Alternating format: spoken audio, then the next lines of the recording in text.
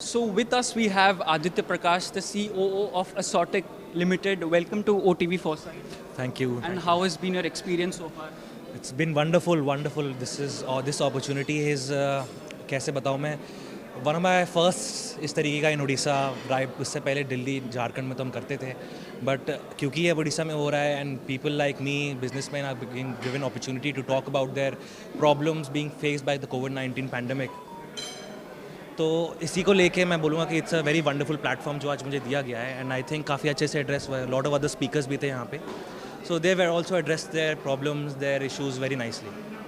So your new project focuses on the word luxury. What does luxury mean to you? Can you define what luxury is? देखिए, इसका ना दो fold answer है. पहला है is the luxury in the way the product is made, and the second is the luxury is in the attitude. So there's a line that we're using in our marketing campaign called it goes upgrade from rich to royal. So this is how we are defining the luxury concept in Odisha, that rich hona is something different and royal hona is something different. Rich hona is like driving a sports car, rich hona is महंगी Gucci की घड़ी, whereas being royal is having a very good behavior, wearing good clothes, having good gestures, having a good respectable identity in the community. That's what being royal is. So that's how we define luxury. So in the conclave you talked about Japanese technology being implemented in your projects. Can you enlighten us about it? Yes, definitely. So this particular technology is called aluminum framework shuttering. Okay. It's made by a company called My1. It's trademarked. So इसमें क्या है ना कि there's no brickwork, जैसे मैंने पहले बताया. There's only concrete and steel. तो आपका जो दीवार है, जो यूजली ब्रिक से ही होता था, स्लैब तो आपकी पड़ जाती थी कंक्रीट से, आरसीसी से, बट दीवार ब्रिकवर्क से होता था. इस टेक्नोलॉजी ने ये ख़त्म कर दिया. हम लोग अब दीवार भी हम लोग आरसीसी ही करते हैं. यहाँ उड़ीसा में ऐसा नहीं हुआ है. In fact Cost effective? No, it is not cost effective. It actually very costly. The capital cost with this kind of technology India में लाना, कि इंडिया में बनता नहीं है, तो बहुत सारे चार्जेस हैं, एक्सपोर्ट कॉस्ट हैं, बहुत सारी चीज़ें हैं. तो उसके बावजूद भी we have brought all the equipment जो चाहिए इसके लिए यहाँ पे. The next question that I want to ask you is, what's Bhubaneswar's unique selling point for a home buyer? Why should I buy a home in Bhubaneswar?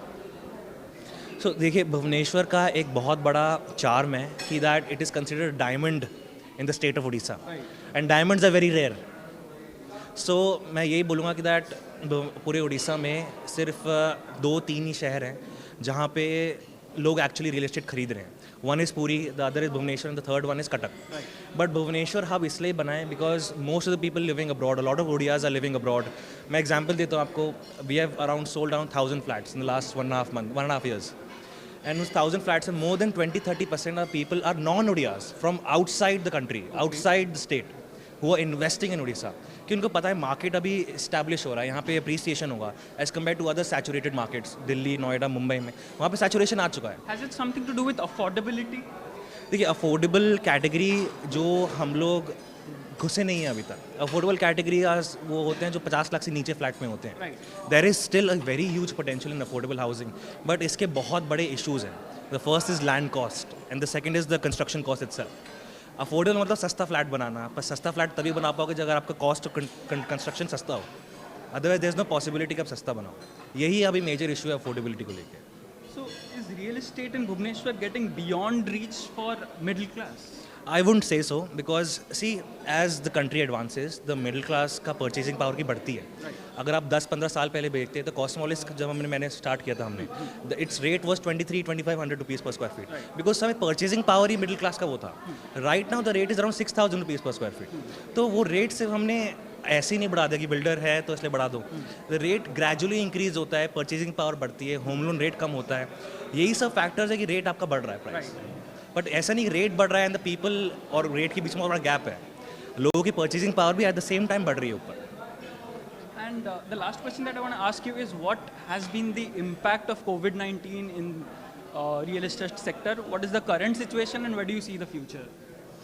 So impact of COVID-19 current sector, देखो, it's a very huge topic. I can go on for hours and hours.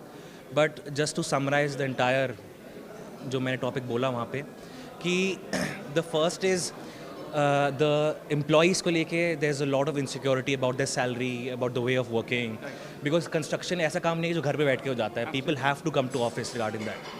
दूसरा चीज़ is end users को सबसे कम benefits मिलते हैं. सारे benefits बीच के middle man builders हो कि आपके ब्रोकर्स हो वो ले जाते हैं. एंड यूज़र्स को सबसे कम बेनिफिट फॉरवर्ड होता है. And the third one is taxation reform अभी आ रहा है काफ़ी. अभी जैसे GST आया तो पहले GST बहुत हाई था, अब GST धीरे धीरे कम हो रहा है. अफोर्डेबल हाउसिंग लिए इट्स ऑलमोस्ट 1%, बट जिस सेगमेंट में हम लोग काम कर रहे हैं इट्स 5%. और इतने ओवरहेड्स हैं कि इशू ख़राब हो जाता है यहाँ पे आते हैं. Thank you for talking to OTV News and all the best for your future endeavors. Thank you so much.